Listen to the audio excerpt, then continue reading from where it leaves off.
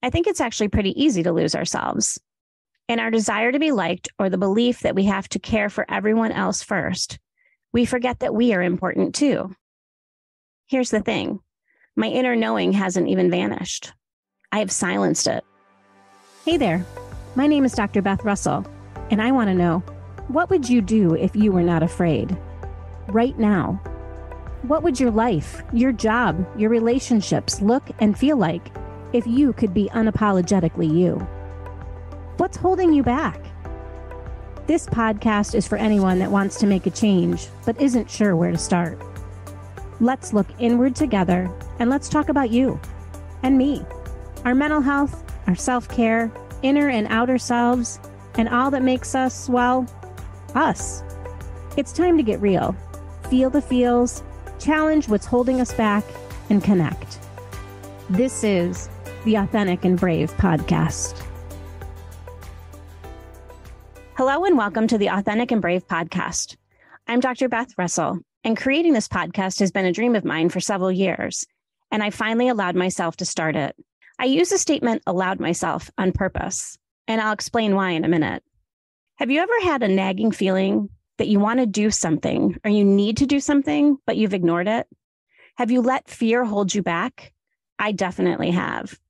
I'd love to say I always listen to my inner voice without fail, but I don't, and I haven't.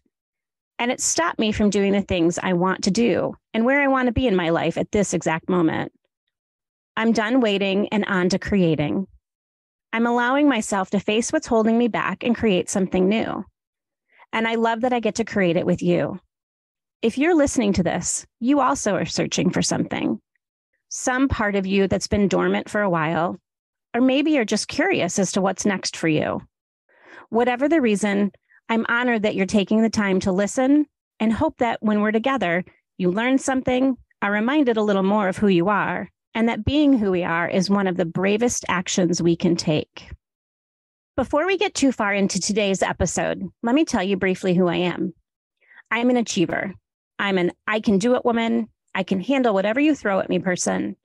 I'll give up sleep to complete tasks. I'm a creativity-loving, believer in love, dreamer, big idea gal, community member, spirituality-filled mama, educator, therapist, wife, author, and entrepreneur. I started with achiever because after years of trying to figure out who I am, this is at the top of my list. I used to shy away from letting people know me, but I realized I wasn't being who I was meant to be or listening to my calling to walk with people on their journeys in a bigger way. I had to show up, and I have to show up now. I love being a mom. It can be a tough job. So can being a wife, a sister, a friend, a coworker, and a leader. When someone asks me who I am, I'm trying now to lead with who I am on the inside, and then the different roles that I have. It's a different way of showing up that works for me. Have you heard Adele's song, I Drink Wine? I absolutely love this song. If not, you should totally take a listen. Her line gets me every time. She states, I hope I learn to get over myself, stop trying to be somebody else. This is what the podcast is about. Being authentic and bravely letting ourselves and others know us. To be authentic and brave means different things to different people.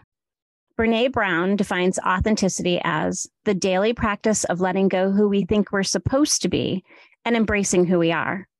The daily practice. I love this concept because truly it is practice. So often we get caught in our thinking loop. We tell ourselves who we're supposed to be, what we're supposed to look like, and the things we're supposed to do. And then we get in trouble. We find that we aren't happy. Or if you're like me, you get so burned out and exhausted. I'm not good for anyone or to anyone. It's in those moments I'm so reminded I need to stop, be still, and most of all, just be. I need to truly tune into what my inner self is trying to tell me. And I'm just pushing right through, putting other people first and shushing my own voice to be liked or accepted by others. So often I choose attachment to others over what I really want. I'm skilled at anticipating others' needs and convincing myself that there will be time and space for me later if I can just drive my kids to one more play date, take on one more client, answer one or maybe 12 more emails. And yet I also know from the recent death of my friend unexpectedly that time isn't always going to be here. And so I'm doing something that I'm afraid of. It's not so much speaking into a microphone or even sharing my knowledge that bothers me. It's showing up and being vulnerable. Can you relate? As a college professor and therapist, I can do research and find the cool statistics to share. I can listen to others. I can ask good questions, and I can reflect back to them what they're struggling with. I don't share a lot of myself, though, in those roles. That is the part that holds me back from expanding my business, living more authentically, following my interests, and even starting this podcast. So now it's time to be brave and create. I believe that we all were born to create. We all are creative in so many ways. Creativity goes beyond creating art, such as painting, writing, or drawing. Creativity is how we problem solve, think about new ideas or solutions to a problem, craft, color, dance, play, and engage with others. To be creative is to take a risk, to feel the fear, believe in our own knowing and potential, and take small, brave steps towards change. Ralph Waldo Emerson summed up our inner knowing and potential when he wrote, "The creation of 1,000 forests is in one acorn." I was talking with my son and told him this quote, and he said, "Each one of us, Mom, is an acorn." And then he added, without missing a beat, "Yeah, we're all a little nutty too." Besides the horrific dad joke pun, he actually wasn't wrong. We are all a little nutty. We all are similar and yet different. We each have a unique inner voice only known to us. It guides us through our decision-making of which path we want to take and which direction to go. We have the ability to create a life, family, a business, or moments that we're proud of and align with who we are. To connect with others who share our beliefs and accept us for who we are, not for what we do, should be one of our main goals and is one of mine. I think as children, we are so much more tuned into what we want to be, allowing dreams to shape our desires. Take a moment and think about when you were 6 years old. I mean, really picture yourself. If you're not driving, close your eyes for a moment and think about yourself at age 6. If you are driving, please keep your eyes open. But at 6, what were you like? What did you wear? How did you sound? What made you laugh? Who made you feel safe? Once you have a clear picture of yourself, what did you want to be when you grew up? Remember how often people would ask us that question? Pretty much everywhere you went, whether it was a relative's house or school, someone would ask you, what do you want to be? And the best part was any answer was acceptable. For some, they may have answered a baseball player, a teacher, a mom, an astronaut, a horse trainer, the first female NFL quarterback, or if you're like my daughter at her kindergarten graduation, she answered a mom that doesn't work.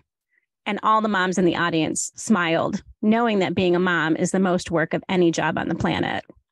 Or there was her friend who answered she wanted to be a dinosaur. That answer definitely is my favorite. But here's the thing. Back when we were 6, we knew what we liked or even what we were passionate about, how we liked to spend our time, and what was important to us. If we wanted to be a dinosaur, well, then we weren't shy about letting people know. As for me, I wanted to be Whitney Houston. Not just any singer, but Whitney Houston. I remember vividly sitting in our family living room with my parents, watching her sing. I loved to sing and did so freely when I was 6. I was mesmerized by her voice, her grace, her poise, and her beautiful smile. She was everything that I wanted to be. And so I took singing lessons and practiced and got up on stage. As I got older, something inside of me shifted as I performed more. Sometimes people who praised me gave me good tips, and at other times, people would judge or criticize my technique or make fun of me for not being perfect. I started worrying that they didn't like my voice or criticized myself for not holding my breath long enough or hitting the note correctly. Over time, I began to think that they didn't like my voice and that they didn't like me. And then I got stage fright and lost my love of singing. I stopped singing all the time and only did so when I was alone or when other people weren't around. I lost my passion, and I stopped trying to get better. I stopped practicing, and I lost a piece of my authentic self. I lost sight of the joy singing brought to me and started worrying about what other people's perception or judgment of me were. Has this ever happened to you? I lost sight of what I was passionate about and loved so much, and I stopped listening to my inner desire to make music. Losing sight of myself has happened several times in my life. If you asked me now what I want to do, I know in my gut and heart, but I'm much more critical of the answer, quiet even at times, about revealing the answer. I've had a lot of wonderful opportunities in my life, and I love what I do, but I'm not always authentic in my reasons for doing things. Often, I don't want to get up and go to work, take on the extra task when asked, or be present when my children need me. I do things because I feel I have to, ought to, or should. I lost my inner Whitney Houston. Gabor Mate discusses the loss of our authentic selves happens when we worry about attaching to others more than our own feelings or needs. Sometimes our desire for authenticity means we won't make other people happy, or we worry they will love us less. Have you ever thought about making a change and go through all the reasons why you can't? With one being people might not love you the same or might not approve. Attachment is important. It is to be loved by and to love. And so I chose attachment and stopped singing, thinking others knew better than me of what my talents and path should be. I think it's actually pretty easy to lose ourselves. In our desire to be liked or the belief that we have to care for everyone else first, we forget that we are important too. Here's the thing. My inner knowing hasn't even vanished. I have silenced it.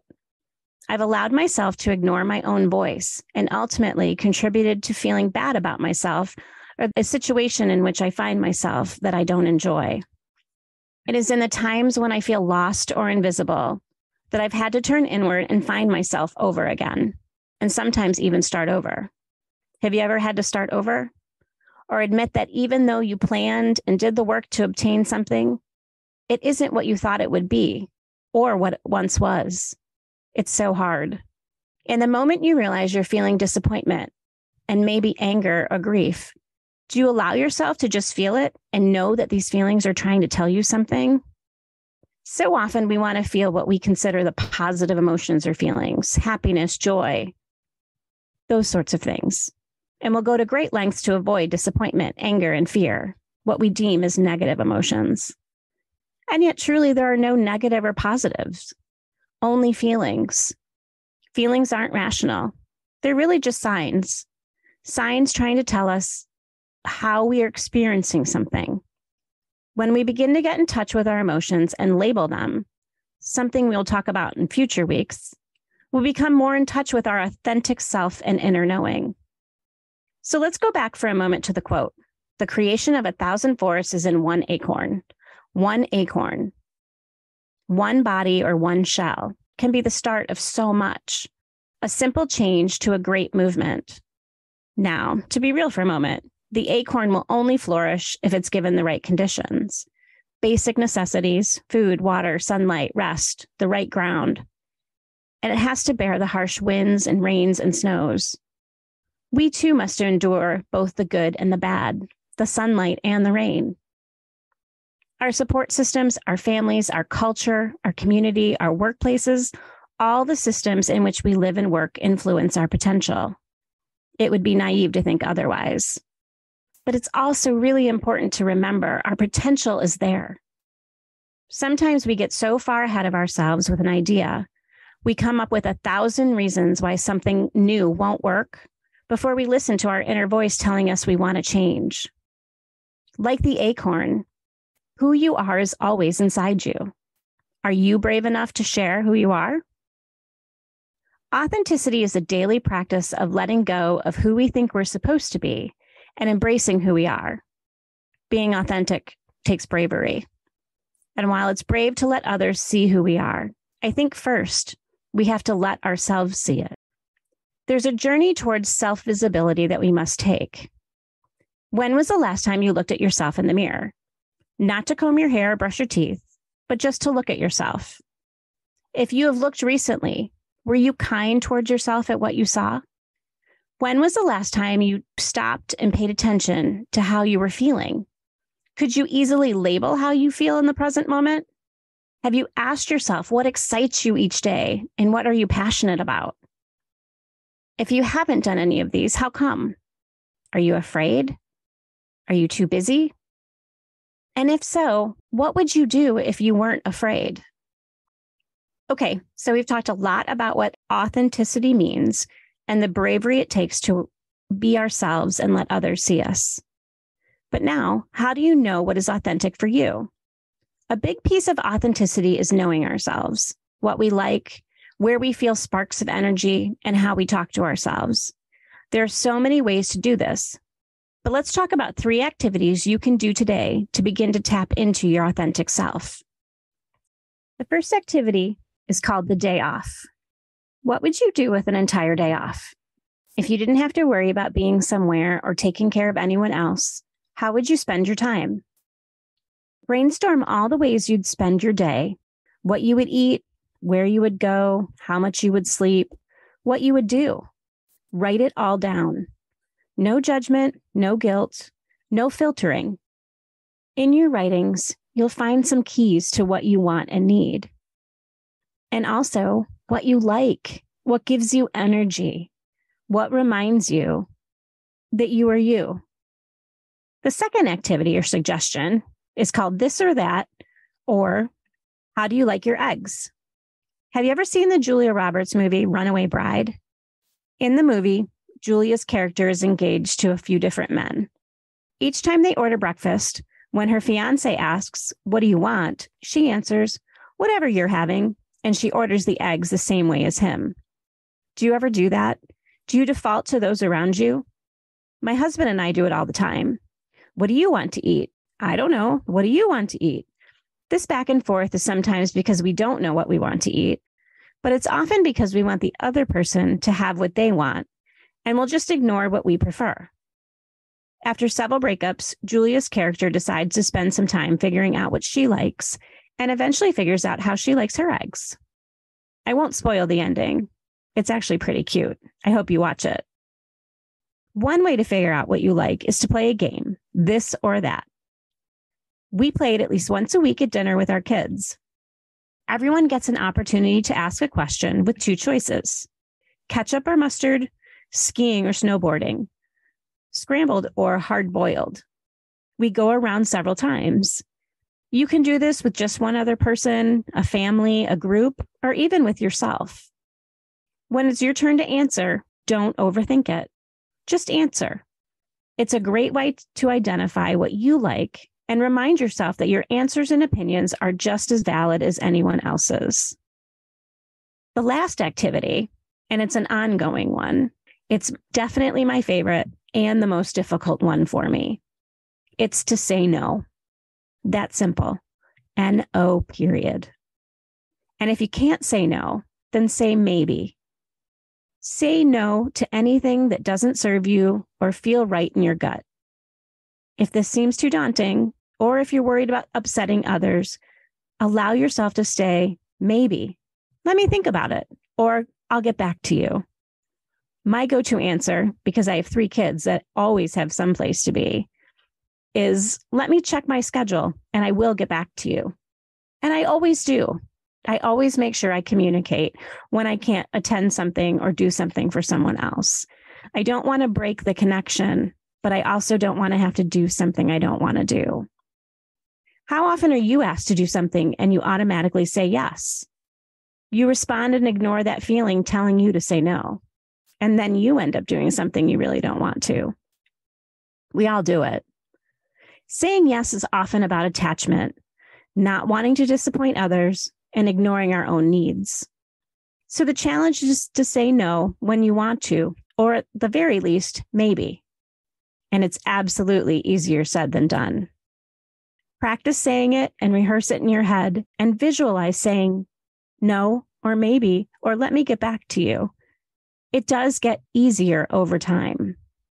Give yourself some compassion if you still say yes, even when you don't want to. Sometimes we can practice saying no, and then we still say yes. Don't be hard on yourself. We all do it. It is about practice. These 3 activities can all be done whenever you choose. There's no right or wrong answers and are easy ways to begin to get in touch with what you're thinking, feeling, like, or want. Allow yourself to have more empathy, more self-kindness and compassion, and more love for who you are and what you need. I hope that you've enjoyed the first episode of the Authentic and Brave podcast. I hope you found a quick tip or suggestion that you can use in your week that helps you tune into who you are and what you want. Hop on over to my Instagram @AuthenticAndBrave and leave me a quick DM or note of what your takeaways are from today's episode. I'd love to hear from you. Remember, the creation of 1,000 forests is in one acorn. You are that acorn. Keep on practicing and keep being authentic and brave. Until next time. Thanks so much for tuning into the Authentic and Brave podcast. If you want more, head over to the authenticandbravepodcast.com for show notes and sign up for the mailing list so you'll never miss an episode. If you're looking for inspiration, connection, and people like you and me, be sure to join my exclusive community on Facebook. The link's waiting for you at authenticandbravepodcast.com. This is Dr. Beth Russell signing off.